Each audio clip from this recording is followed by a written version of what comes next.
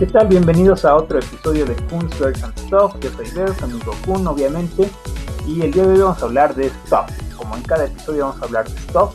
Y en esta ocasión el Stuff sobre el que vamos a hablar es sobre el poema de El Cuervo, de Raven, de Edgar Allan Poe. Mi poema favorito en la vida. En realidad conozco muy poco de poesía. La verdad es que a mí no me encanta lo que conozco. Pero The Raven, El Cuervo, es mi poema favorito con mucho. Y vamos a discutir con Kun algunos aspectos que son interesantes sobre este poema en sí mismo. De repente algún detalle sobre el propio Edgar Allan Poe, un personaje bastante misterioso, bastante icónico, pienso yo, como escritor de novelas de misterio, podríamos decir de terror, aunque eso es bastante más debatible. Y pues nada, ese va a ser nuestro episodio de hoy. ¿Qué tal, Kun? ¿Cómo te va? ¿Qué opinas de Raven? Hola, a ver cómo están. Otra vez aquí estamos en otro capítulo más, hablando, como bien dices, Stuff, también aprovechando la sana distancia. El semáforo no ha cambiado para muchos de nosotros, seguimos todavía aquí enclaustrados, pero les traemos a ustedes contenido de calidad. Y como bien decía Ver, el día de hoy vamos a hablar un poquito de este poema icónico de Edgar Allan Poe. No es que sea el único, pero es quizá el más importante o uno de los más importantes dentro de su obra literaria. Cuéntanos, Ver, ¿cómo fue que conociste este poema de Edgar Allan Poe? Si escucharon nuestro episodio anterior, en donde hablamos de los Simpsons, en realidad es cierto que a través de los Simpsons fue mi primer contacto con la poesía, diré, y en particular con este poema del Cuervo. Fue en una casita del horror, un especial de Noche de Brujas de los Simpsons. Creo que es el primero, no, es el primer especial de Noche de Brujas de los Simpsons, donde esta es la tercera historia. Entonces, yo no sabía, yo estaba muy chavito cuando vi este especial de Noche de Brujas, pero me gustó. Siempre he tenido una tendencia a que me gusten las historias, películas, libros de terror, entonces las casitas del terror de los Simpsons me gustaban bastante. Pero dentro de estas historias, de inmediato una que me cautivó fue justamente la del Cuervo. Yo no sabía quién era Edgar Allan Poe, no sabía nada, pero me pareció muy adecuada desde ese entonces. Efectivamente sentía la atmósfera que rodeaba la oscuridad, obviamente mezclada con la animación de los Simpsons y con el hecho de que Homero sea nuestro protagonista, lo cual obviamente hace que esto se torne mucho menos tétrico, pero me gustaba eso, me gustaba la atmósfera, esta atmósfera oscura que envolvía a los personajes. Así fue como yo descubrí El Cuervo de Raven. Y como dice Kuhn, efectivamente, pues es tal vez el poema más famoso dentro de la obra de Poe, que se distingue más por su prosa, por sus narraciones cortas o no tan cortas. Entonces el Cuervo ahí destaca. Ese es mi primer acercamiento. Esa fue mi primera impresión. Qué buena historia de los Simpsons. Claro que yo no sabía que no era una historia de los Simpsons. ¿Tú cuál fue tu primer acercamiento con The Raven? Fíjate que haciendo un recuento, en donde realmente me dio mucho, o sea, me dio mucha risa el poema, cómo lo estaban trabajando, fue en este capítulo de Los Simpson, como bien mencionas. Sin embargo, yo había leído antes ya las narraciones y cuentos de Poe. ¿Por qué? Realmente no podría decirlo. Lo que pasa es que cuando yo era pequeña, pues realmente era como le llaman los ratones de biblioteca, entonces me ponía a leer todos los libros que encontraba por ahí. Y recuerdo que mi mamá en particular tenía la recopilación completa de las obras de Poe. Y en una ocasión me puse a leer los cuentos, que eso es una cosa muy chistosa porque a mí no me gusta el terror en realidad, y eso es otra de las cosas de las cuales hablaremos seguramente en algunos de nuestros episodios. No me gustan los cuentos de terror, no me gustan los cuentos de miedo, a diferencia de Ver, que es súper fan de todas estas cosas. Pero los cuentos, las narraciones no me gustaban, o sea, no se me hacían, no me asustaban ni nada por el estilo, se me hacían algunos simpáticos y algunos que me hacían preguntarme, bueno, ¿qué está pasando aquí? Y el poema del cuervo lo conocí ahí, obviamente cuando estaba muy chiquita, que tendría yo como unos 7, 8 años, pero realmente no le entendí muy bien cuando lo leí por primera vez. Cuando lo vi en Los Simpsons es que dije, la animación, la imagen, y dices, mira, qué interesante. Y más como dices, con toda la parte del comportamiento de Homero. Es muy chistoso, lo hace, digamos, apto para todas las edades. Y además, en este caso, en el caso hablando de este capítulo en particular, mi personaje favorito era el cuervo, que estaba representado por Bart, y cuya misión en la vida era molestar a Homero en este caso. Y el cuervo dijo, nunca más. Entonces, la verdad, con el paso de los años, con el paso del tiempo, cuando después volví a leer el poema, ya lo leí en inglés original, y ahora sí cambió completamente mi visión y perspectiva de lo que sería el poema. Y ya, digamos, ya entendí más muchos significados, ¿cómo decirlo? Muchos símbolos que se ocultan dentro de las estrofas, los cuales ahorita hablamos, o tratamos de mencionar algunos de ellos, pero sí, nunca se me va a olvidar realmente esta interacción con este capítulo de Los Simpsons. Se conté así como el cuervo, y se me viene la imagen de Batman, como el cuervo de Poe. Ok, y como dices, en realidad sí es una experiencia bastante diferente leerlo en inglés. Y también les recomiendo que escuchen nuestro episodio sobre el haiku, donde ya habíamos hablado sobre justo este problema que se tiene en las traducciones en general y las traducciones de poesía en particular, para mantener los elementos propios de la poesía, los elementos técnicos, digamos, pero a la vez mantener los simbolismos, como dice Kuhn, mantener la idea clara. Entonces, efectivamente, yo también cuando lo leí en inglés, cambia la perspectiva completamente. Y es que la lectura en inglés es bastante natural. El ritmo está muy bien hecho técnicamente. Yo no soy literato ni mucho menos, pero me parece evidente que técnicamente está muy bien construido. Tiene rima normal, digamos, al final de la sílaba, pero también tiene rima intermedia, que en español de repente es un poquito complicada de mantener. Como dice Kuhn, pues también tenemos elementos de simbolismo que están ahí medio ocultos. Obviamente cuando yo tenía unos 6 7 años que vi el episodio de Los Simpsons, no detecté ninguno de estos. Lo que yo detecté de inmediato, como les había dicho, era más una parte atmosférica, una parte de que pues está bien rudo, ¿no? Que estés en soledad y aparezca un cuervo y que lo único que te diga sea nevermore, te diga nunca más, que a cada pregunta que le haces, la respuesta siempre es nunca más.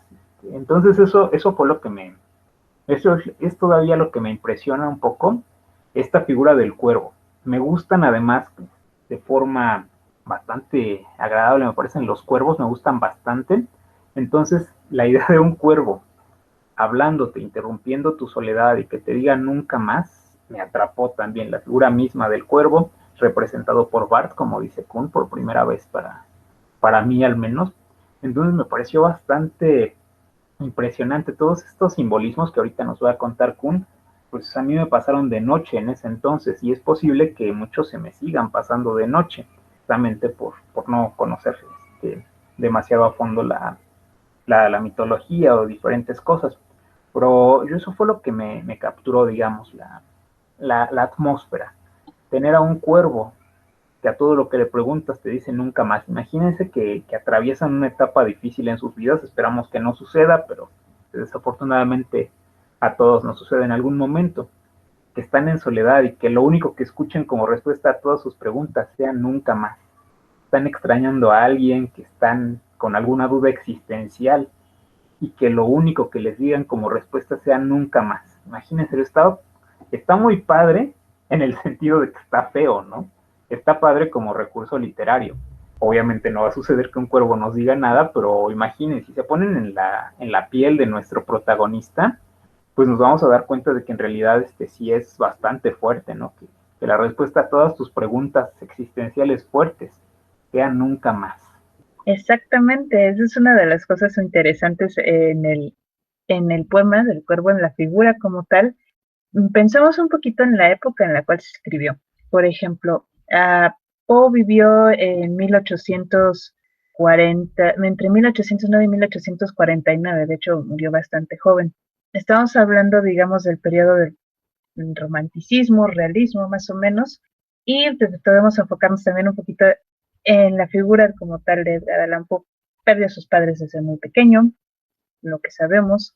Tuvo padres adoptivos, lo educaron una parte de su vida en Inglaterra, después regresó a Estados Unidos, particularmente en Boston y Virginia, y pasó después la mayor parte del tiempo en Baltimore.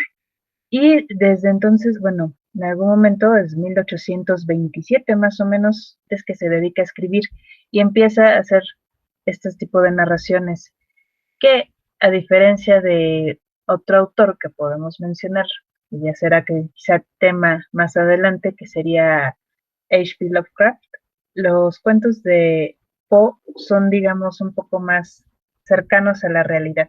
Hace rato, fuera del aire, estábamos discutiendo, Ver y yo, que los cuentos de Poe serían quizá como casos detectivescos. Muchos lo clasifican como una especie de terror, pero para los estándares de lo que sería el terror en la actualidad, yo no creo que los cuentos sean de terror. Más bien serían pequeños misterios, pero que siempre tienen una resolución. No sé tú qué opinas en este aspecto, ¿verdad? Es que lo decíamos hace rato. Sí, exacto, es lo que comentábamos, que a diferencia de Lovecraft, que son historias fantásticas, fantásticas en el sentido de que se incluye fantasía, que también son fantásticas en el sentido de que son muy buenas, pero bueno, para distinguir estos tipos de fantástico, las historias de Poe en general no incluyen cosas sobrenaturales, personajes con algún poder del más allá, algo así. Entonces, en este sentido, también el Cuervo rompe un poquito esta idea de Poe de siempre incluir cosas mundanas. Es decir, el cuervo es mundano, sí. Un cuervo que habla ya no mucho. Y un cuervo que habla y te dice nunca más, pues es incluso menos realista, ¿no? Entonces, desde aquí hay como una diferencia en los temas recurrentes en Poe, que son cosas humanas, completamente las diré, problemas humanos, aquí con una cuestión fantástica que está a la vez entrelazada con una cuestión meramente humana, con la cuestión de la pérdida, con la cuestión de extrañar a alguien, de estar un poquito en la depre, cuestiones por el estilo. Entonces logra mezclarlo bastante bien y todas las referencias que a lo mejor Kuna ahorita nos va a platicar sobre pues sí, las referencias literarias que se hacen. Es bastante padre porque en realidad sí hay aquí elementos sobrenaturales y que hacen referencia a diferentes mitologías, a diferentes personajes típicamente malvados.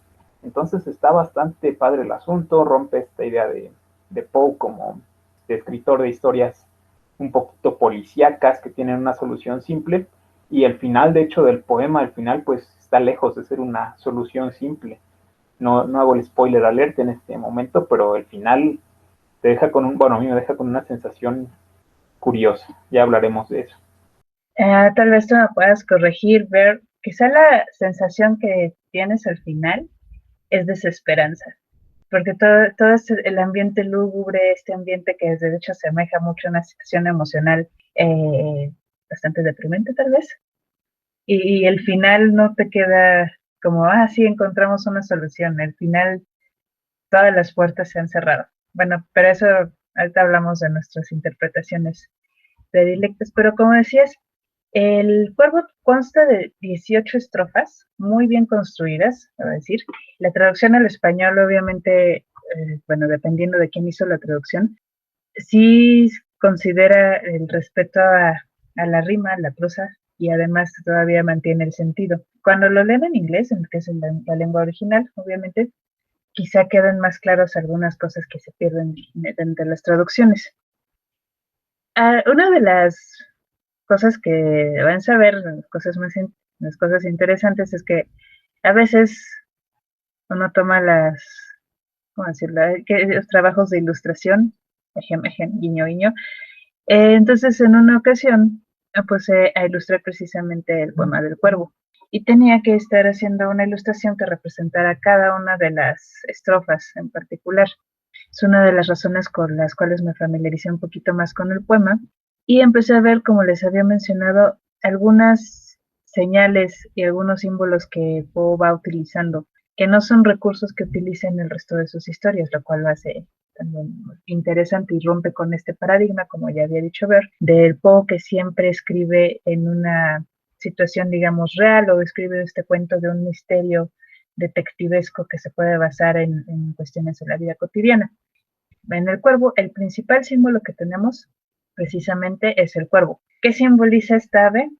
Bueno, para empezar, los cuervos son muy inteligentes y como había dicho, ver un cuervo que te hable y te diga nunca más, pues también es muy extraño. Dato curioso de los cuervos, si pueden pronunciar, pueden aprender lenguaje humano. Eso es una de las aves más inteligentes que quizá para otro capítulo tal vez hablemos de ello, no sé cómo ves. Lo ameritan completamente. Los cuervos, como había dicho, son de mis animales favoritos. Son sumamente inteligentes. Tienen la inteligencia de un niño de 4 años, me parece algo así. Entonces, vaya, son aves que tienen aspectos muy interesantes en sí mismas. Y después pueden además aprender lenguaje humano y bueno, no como los loros que mucho pueden pronunciar más palabras, pero los cuervos pueden imitar también sonidos muy fácilmente. Entonces pueden imitar palabras, pueden imitar sonidos y son bastante inteligentes. Entonces, primero, el cuervo es uno de los primeros símbolos que simboliza esta ave de mal agüero, esta ave oscura, esta además, digamos, siniestra ave. Esa es una de las cuestiones. Quizá hace una alusión al cuervo como la figura que es representante de la noche, o quizá una forma de aludir a uno de los, ¿cómo se llama? De los acompañantes de las brujas, de los acompañantes de Satanás. El cuervo en este caso no es una figura que traiga paz, es una figura que en este caso viene a atormentar a nuestro protagonista. Además, pero hay que recordar otra cosa interesante. El poema está escrito en primera persona, que también es una cosa que hay que hacer notar, por cómo lo va narrando. Es uno de esos momentos por lo cual decimos que este poema es una obra maestra, porque de pronto se te olvida que lo estás leyendo en primera persona, entonces tú te transformas al final en el protagonista. Esa es la idea del cuervo. ¿Qué otra cosa hay? Bueno, obviamente estamos hablando de Leonora. Leonora en este caso va a simbolizar a la pérdida, en este caso. Existen algunas teorías de que tal vez Leonora pueda relacionarse un poco con la figura de la esposa de Poe, que murió precisamente 2 años después de haber publicado el poema del cuervo. Ella fallece en 1847 y cuenta en su biografía que además ella estuvo enferma durante muchos años y eso era una cuestión que agravaba la tristeza, digamos, de la pareja también. ¿Qué otra cosa podemos encontrar cuando habla de la noche plutónica? No sé, a ver, ¿qué te parece? Es uno de los momentos cumbre, la noche plutónica. Otra vez, abona, incluso sin hacer la referencia que ahorita nos vas a contar seguramente, incluso sin hacer la referencia esta, creo que a todos nos da una atmósfera grave. El hecho de que las cosas sucedan de noche, el hablar de la noche misma, te remonta a algo. O sea, no te puedes quedar impávido si te hablan de la noche. Puede ser algo romántico, puede ser algo tenebroso, pero no lo vas a remontar a algo alegre. Necesariamente la noche tiene un elemento adicional poético, incluso sin hacer poesía, pero es un elemento poético bastante interesante la noche. Y ahora un cuervo, un plumaje oscuro. Durante la noche aumenta el efecto. Y cuando añadimos este ingrediente de la noche plutónica, que Kuhn nos va a explicar qué es eso de la noche plutónica, pues vamos a ver que se vuelve aún más tenebroso el asunto. Y hay que entender también por qué en realidad sí es un poema de terror, pero pues vaya, hay que entender por qué es terrorífico y todo este asunto. Exactamente, la noche plutónica, como ya lo he dicho, además de que te remonta a este paisaje de tinieblas en la noche oscura y todo este tipo de cuestiones, se hace también una alusión al dios Plutón, al dios romano, que siendo una traducción con su contraparte griega sería hacer una alusión al dios del inframundo. Entonces, la noche plutónica se está refiriendo a un espacio de completa oscuridad que podríamos quizá relacionar un poco con el limbo, en donde no hay absolutamente nada. Básicamente no hay estrellas, no hay luz, es la noche de la muerte, la sombra de la muerte, básicamente. Y en esta estrofa hace mucho sentido a todo lo que está sufriendo el personaje. Es aquí donde ya nos damos cuenta de que se comienza a perder la esperanza. Otra cosa que también llama la atención es cuando habla del busto de Palas, porque además esta es otra cuestión. El cuervo, que es este animal oscuro, este animal que está representando en esta cuestión, como ya hemos mencionado, a un enviado quizá del más allá, se posa sobre el dintel de la puerta en el busto de Palas. Y Palas hace referencia a la diosa Atena, la diosa de la guerra justa. Entonces, ¿qué quiere decir eso? Bueno, aquí ya se quise pensarlo un poquito más rebuscado, pero ¿qué sombra se va a posar sobre el dintel de una diosa que trae justicia? ¿Qué es lo que quiere decir, no? Entonces ya son otras interpretaciones. Voy a aplicar como una broma entre nosotros los físicos matemáticos que lo quieren ver así. Voy a aplicar al Spivak, se lo dejo de interpretación del lector. Pero esa es una de las cuestiones que también me llama la atención, como por qué en todos los lugares a donde se puede ir a posar el cuervo, por qué se va a posar sobre el busto de Palas, que es la diosa Atenea, de la sabiduría y de la guerra justa. ¿Acaso está tratando de nublar su juicio? ¿Está tratando de hacer un juicio? ¿Está tratando que mire el busto de Palas? Esa es una de las interpretaciones, ¿no?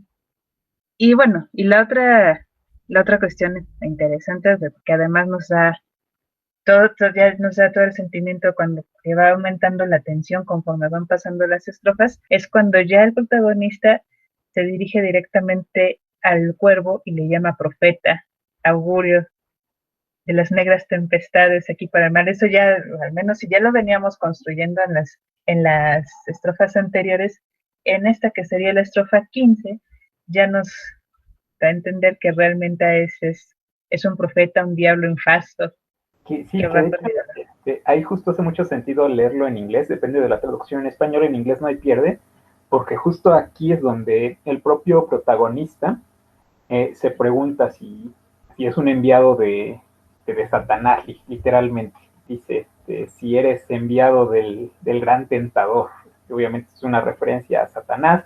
Si nos remontamos a la historia de la Biblia cristiana, pues hay un pasaje en donde Satanás decimos que tienta a Jesús, le ofrece sus reinos a cambio de ciertas condiciones, y entonces nuestro personaje se pregunta si es el mismo Satanás quien ha enviado a nuestro cuervo, lo cual otra vez, si uno solo lo lee sin cuidado, pues no es tan espantoso ni mucho menos, pero imaginen en una comunidad religiosa en Baltimore en siglo XIX, mediados del siglo XIX, una comunidad religiosa pensar que un ave podría haber sido enviada por Satanás para dar un mensaje.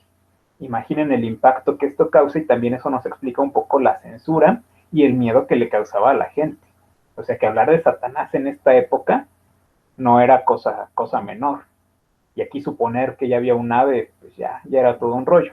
Obviamente esto no llegó a permear tanto como en el caso de los pobrecitos gatos negros, por ejemplo, que otra vez por cuestiones pues ahí mágicas religiosas, pues los pobrecitos gatos negros tuvieron una suerte bastante triste porque se pensaba justo que estaban asociados con cuestiones satánicas. Y aquí Poe justo nos deja la duda de si el cuervo está relacionado con Satanás, que leído por encimita no parece muy profundo. Leído con calma y a la luz de la época, se dan cuenta de que en realidad no es trivial lo que está diciendo. O sea que para nosotros, bajo los estándares de nuestra época, pues sí, uno lo pasa y nada, pues lo envió Satanás. Ya dije Satanás aquí como 10 veces y nadie se asustó, estoy seguro. Pero hace 160 años, no más, de 170, 80 años, pues es bien diferente, ¿no? Entonces también la época contribuye, la época y las creencias y costumbres de la época contribuyen a crear esta atmósfera que hace incluso más fuerte, diré, el poema del cuervo. Exacto, porque tiene un montón de simbolismos que en otros momentos, nosotros aquí, como les había mencionado, cuando yo leí los cuentos de Poe era muy chica, realmente no me asustó. No voy a meter otra vez con referencia de los Simpson, que Lisa y Bart leen el poema, vemos toda la escena, pasa el poema, ellos se van muy tranquilos y Homero está temblando afuera de la casita del terror. Otra vez les recomiendo que vean ese capítulo de la casita del terror, es el tercero de uno de los primeros episodios, es muy muy bueno. Y eso es lo que pasa, hace 170 años, como decía, también lo mencionan en Los Simpson, la gente se asustaba de otras maneras. Por eso todos los recursos que utiliza Poe lo hace realmente interesante. O sea, tiene que utilizar todas las palabras, todos estos simbolismos para hablar de temas que son tabú en la época. Además, estamos pensando en la época en la que Poe vivía, también está el poema que también es de Poe, bueno, perdón, la historia de la muerte roja, que está hablando precisamente de la tuberculosis, de la epidemia de tuberculosis. Entonces, está hablando de la muerte misma, está hablando del ángel de la muerte, está hablando de una cuestión de culpa también, está hablando de cuestiones de la depresión que él siente. Nos vamos adentrando estrofa por estrofa, del castigo, en este caso, relacionado con la muerte, del tentador, que nos puede hacer una alusión directamente a Satanás, como ya habías dicho, pero en ese entonces, en una comunidad religiosa, olvídense de mencionar siquiera la idea, y aún así es esa es la razón por la cual uno se adentra en este, ¿cómo se llama? Todos estos simbolismos. Por ejemplo, estaba viendo también en la traducción en español, les digo que en inglés está interesante, cuando hace otra alusión a la muerte de Leonora. Eso sí nos queda claro con cada estrofa que él está, digamos, vivo y está extrañando a Leonora y por eso está sumido en esta depresión, en esta oscuridad, en esta cuestión de la soledad. Dice, bebe de en el nepentes, bebe el olvido en sus letales fuentes. Eso hace una relación otra vez al inframundo. Entonces, toda esta parte es la parte mágica con lo que se relaciona, como ya nos decía Ver, a diferencia de los gatos negros, los cuervos no corrieron con tan mala suerte, quizá en cierta forma porque vuelan y pueden escapar con mayor facilidad, pero sí es cierto que también se les relacionaba como ayudantes de las brujas o enviados del demonio. No sé si recuerden, quizá uno de los ejemplos más fáciles en este momento es la mascota de la reina de Blancanieves, si se acuerdan, es un cuervo que siempre le sonríe, y también la mascota de la bruja de la Bella Durmiente es otro cuervo. Y si se acuerdan de la película del Cuervo, donde decían que según la leyenda, ni recuerdo cuál era la referencia que decían de la leyenda, pero el cuervo era el encargado de transportar las almas. Entonces ha tenido históricamente una representación como un ente medio espiritual, como que se puede mover entre los dos mundos, el mundo espiritual y el mundo real. Exactamente, y por ejemplo, también recordamos en literatura nórdica la figura del cuervo también es muy importante, porque de hecho, el dios Odín tiene dos cuervos, que son, todo fin práctico, el nombre de las dos lunas de Marte en estos momentos. Esos dos cuervos son los que suplen en el caso de Odín, el que pierde un ojo, ellos son los que le ayudan a mantener el orden entre los dos mundos, el inframundo también. Y por ejemplo, otra aparición del cuervo como esta figura que también puede cruzar entre el mundo espiritual es en la mitología india de los indios norteamericanos, todo en particular si recuerdan en algunas culturas más al norte, también la figura del cuervo como ente espiritual que se relaciona con la muerte también es interesante. Obviamente aquí nada más estamos mencionando, quizá en otra ocasión lo tratemos con más seriedad, pero por eso es muy interesante el poema del cuervo, en el sentido de, estamos pensando hace 170 años cómo la gente se asustaba, cómo había todos estos tabús, y Poe rompe con todos ellos. Dice, bueno, todo el mundo cree que solo sé escribir narraciones, pues aquí les va una poesía. Todo el mundo cree que nada más escribo hechos como tal, pues aquí les va una cuestión cargada de pequeños símbolos. ¿Tú qué piensas? ¿Qué te transmite? Una desesperanza total, es un poema darks, decimos en estos tiempos. Darks. No Sí, puede ser darks. darks. Saludos a la Elvira, que así la conocen en el bajo mundo. Si no saben de qué hablo, pues ya ni modo, ¿no? Lo pueden buscar en YouTube. Pero me desvío del tema.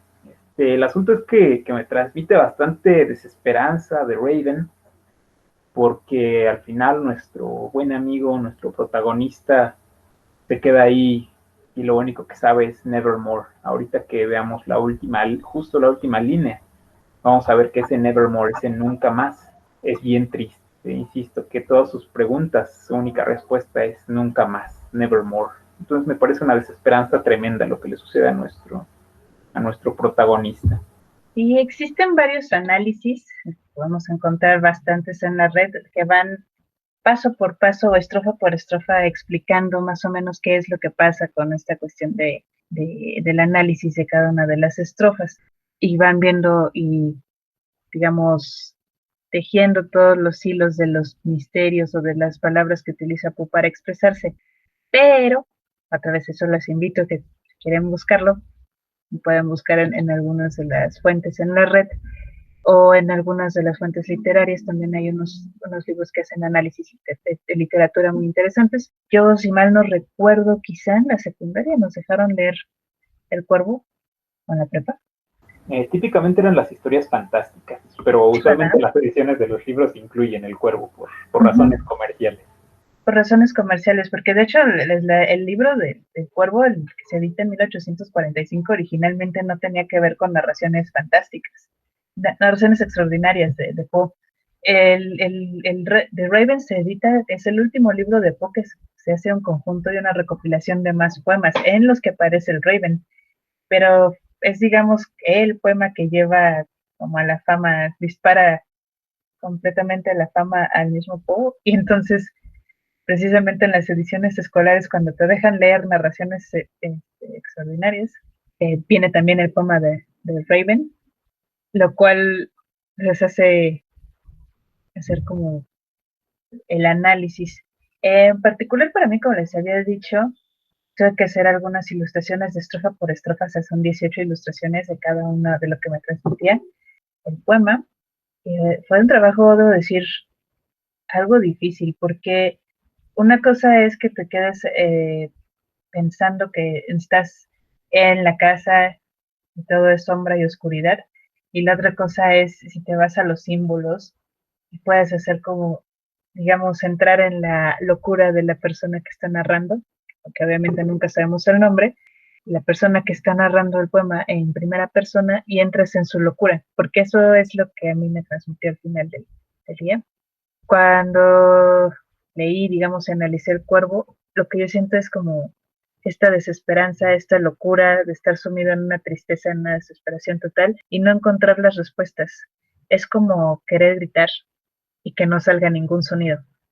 Y el único, digamos, en este caso, el único ser vivo que está en compañía contigo, solamente te va a responder con las palabras de desesperanza, nunca más. Solamente te va a responder con esas palabras de desesperanza, nunca más. No importa lo que le preguntes, va a ser para siempre jamás. Quieres saber qué es lo que pasó con esta persona amada, si está bien, si está esperando quizá en el paraíso, y lo único que obtienes es jamás, jamás vas a saber. Tú estás aquí y la otra persona ya no está. Entonces es una, si le puede poesía así, esa es una manera muy personal, obviamente no soy, es como una especie de canción de, quizá de despedida y quizá de la culpa que uno tiene, en este caso.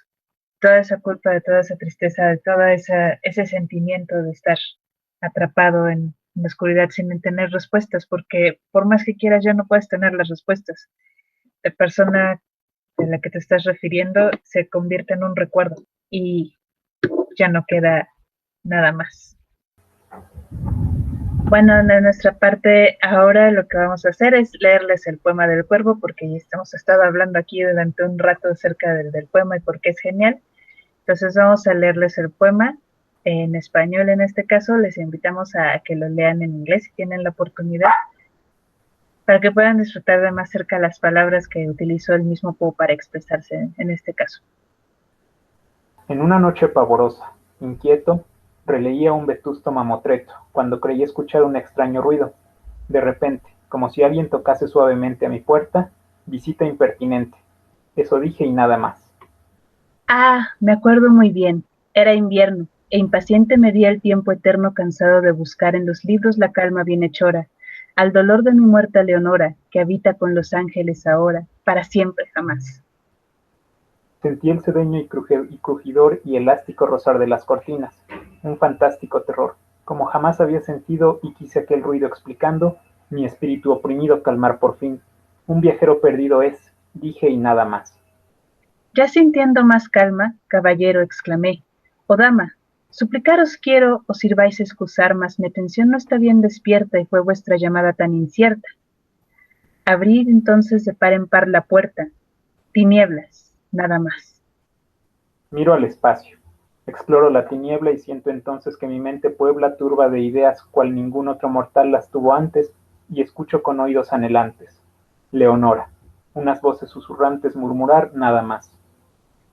Vuelvo a mi estancia con pavor secreto y a escuchar torno pálido e inquieto más fuerte golpear. Algo me dijo, toca mi ventana. Comprender quiero la señal arcana y calmar esta angustia sobrehumana. El viento y nada más. Y la ventana abrí. Revolcando vi entonces un cuervo venerando como ave de otra edad. Sin mayor ceremonia entró en mis alas, con gesto señorial y negras alas, y sobre un busto, en el dintel de palas, posóse y nada más. Miro al pájaro negro, sonriente ante su grave y serio continente y le comienzo a hablar. No sin un dejo de intención irónica. Oh cuervo, oh venerable ave anacrónica, ¿cuál es tu nombre en la región plutónica? Dijo el cuervo, jamás. En este caso, al par grotesco y raro, maravilléme al escuchar tan claro tal nombre pronunciar. Y debo confesar que sentí susto, pues ante nadie, creo, tuvo el gusto de un cuervo ver, posado sobre un busto con tal nombre. Jamás. Cual si hubiese vertido en ese acento el alma, cayó el ave y ni un momento las plumas movió ya. Otros de mí han huido y se me alcanza, que él partirá mañana sin tardanza, como me ha abandonado la esperanza, dijo el cuervo, jamás. Una respuesta al escuchar tan neta me dije, no sin inquietud secreta. Es esto nada más. Cuánto aprendió de un amo infortunado, a quien tenaz ha perseguido el hado, y solo por estribillo ha conservado. Ese jamás, jamás. Rodé mi asiento hasta quedar enfrente de la puerta, del busto y del vidente del cuervo, y entonces ya reclinado en la blanda sedería, en sueños fantásticos me hundía, pensando siempre que decir querría aquel jamás, jamás. Largo tiempo quedéme así en reposo, aquel extraño pájaro ominoso mirando sin cesar. Ocupaba el diván de terciopelo, do juntos nos sentamos y en mi duelo pensaba que ella, nunca en este duelo lo ocuparía más. Entonces parecióme el aire denso con el aroma de quemado incienso de un invisible altar, y escucho voces repetir fervientes, olvida Leonora, bebe del nepentes, bebe el olvido en sus letales fuentes, dijo el cuervo, jamás. Profeta, dije, augur de otras edades que arrojaron las negras tempestades aquí para mi mal, huésped de esta morada de tristura, di, fosco engendro de la noche oscura, si un bálsamo habrá al fin a mi amargura. Dijo el cuervo, jamás. Profeta, dije, oh diablo, infausto cuervo por Dios, por mí, por mi dolor acerbo, por tu poder fatal, dime si alguna vez a Leonora volveré a ver en la eterna aurora, donde feliz con los querubes mora, dijo el cuervo, jamás. Sea tal la palabra postrera, retorna a la plutónica riviera. Grité, no vuelvas más, no dejes ni una huella, ni una pluma, y mi espíritu envuelto en densa bruma, libra por fin el peso que le abruma. Dijo el cuervo, jamás. Y el cuervo inmóvil, fúnebre y adusto, sigue siempre de palas sobre el busto y bajo mi fanal. Proyecta mancha lúgubre en la alfombra y su mirada de demonio asombra. ¡Ay! ¿Mi alma enlutada de su sombra se librará? Jamás. Ok, bueno, esta es una versión de Senda Libros, la traducción de Carlos Arturo Torres, un poema maravilloso. Y me remonto a la última línea. Mi alma enlutada de su sombra se librará, jamás. Por eso les digo que para mí es una desesperanza horrible, muy fuerte. Aquí es en donde debería sonar la música de piano. Estoy pensando en Chopin, pero esa es otra historia que deberíamos contar. Y es en donde me dices, jamás. Jamás. Exacto. Bueno, pues hemos llegado al final de este episodio. Esperamos que se queden con algunas buenas recomendaciones para pasar en esta cuarentena, leer quizá El poema del cuervo en su idioma original, en inglés, o leer alguna traducción de su agrado, quizá analizarlo, cuéntenos qué les transmite. También si pueden ver el capítulo de La casita del terror de los Simpson que ya les habíamos mencionado, muy recomendable para pasar un buen rato, de una forma para acercarse también a la literatura. Los invitamos también a escuchar el capítulo en el que hablamos de algunos episodios de Los Simpson, que en particular son algunos de los que más nos acordamos y que utilizamos el día a día, y que también son muy divertidos porque se basan en varias situaciones, ya sea películas, ya sea literatura y una que otra situación de la vida cotidiana. Por nuestra parte, eso es todo el día de hoy. Estaremos de vuelta con otro capítulo de Bones Bears and Stuff próximamente. Hasta pronto. Chao.